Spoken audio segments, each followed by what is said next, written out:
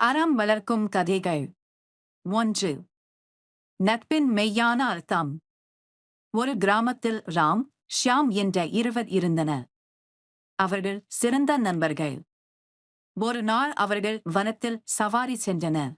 சுதா, ஒரு கரடி அருகில் வந்தது. ராம் மரத்தில் ஏறினான். ஆனால் ஷியாம் ஏற முடியவில்லை.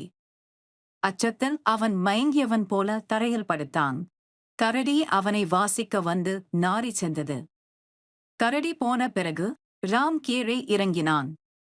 கரடி உன் காதில் என்ன சொன்னது என்றான். அதற்கு ஷியாம், சிரமத்தின் போது உன்னை விட்டுச் சென்ற நண்பர்களிடம் நம்பிக்கை வைக்காதே என்றான். ராம் தப்பித்து வந்ததற்கு வருந்தி உண்மையான நட்பின் மதிப்பை புரிந்து கொண்டான். கதை நெறி. நெருக்கடியில் நின்று உதவுபவரே உண்மையான நண்பன். 2.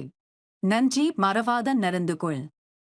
ஒரு நாள் மழை காலத்தில் ஒரு தேன் தேடிச் செல்லும் தேனீ குளத்தில் தவறி விழுந்தது. அதை பார்த்த ஒரு காகம் அதை தூக்கி கொண்டு வந்தது. தேனீ காகத்துக்கு நன்றி கூறி பிரியமானது.